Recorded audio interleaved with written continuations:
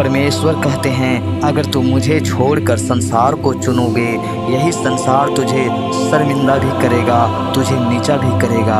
यदि तू मुझे चुनेगा तो मैं तुझे 100 गुना दूंगा और तुझे आदर भी दूंगा।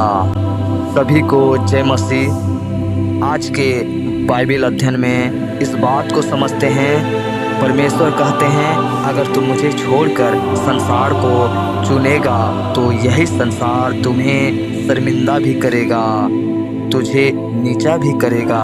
यदि तू मुझे चुनेगा तो मैं तुझे 100 गुना दूंगा और तुझे आदर भी दूंगा। भजन संहिता 90 अध्याय का 1 और 2 वचन। हे प्रभु, तू पीढ़ी से पीढ़ी तक हमारे लिए धाम बना है। इससे पहले कि पहाड़ उत्पन्न हुए या तूने पृथ्वी और जगत की रचना की, वरन अनादिकाल से आनंद काल तक तू ही परमेश्वर है। जी हाँ भाई और बहनों, इस संसार में सब कुछ नश्वर है, बस सिर्फ परमेश्वर का प्रेम और वचन ही अनादिकाल तक रहने वाला है।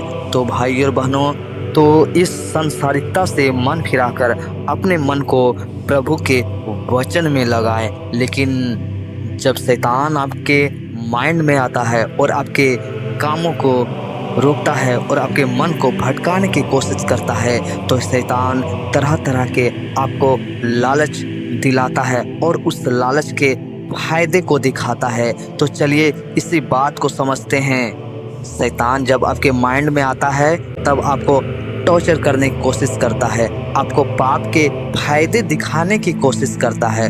वो तरह तरह के शैतान आपको फायदे दिखाते हैं उस पाप के लिए।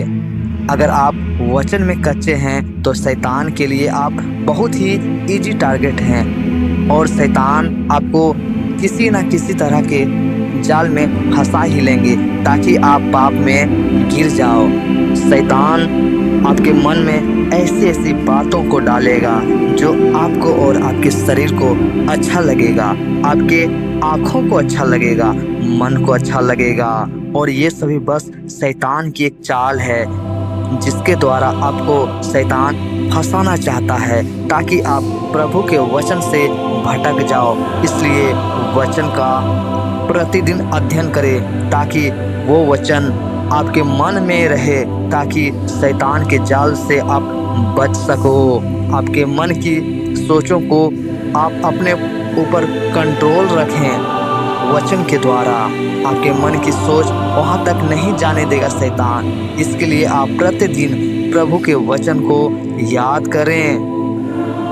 शैतान हर एक तरकीब लगाएगा आपको फंसाने की ताकि आप प्रभु के वचन से भटक जाएं। लेकिन आप यदि प्रभु के वचन का अध्ययन प्रतिदिन करते हैं तो आप और प्रभु आपको वचन के द्वारा आपसे बात करेगा ताकि आपको ज्ञान हो सके कि ये सभी जाल शैतान का है, ताकि आप उनमें ना फंसो।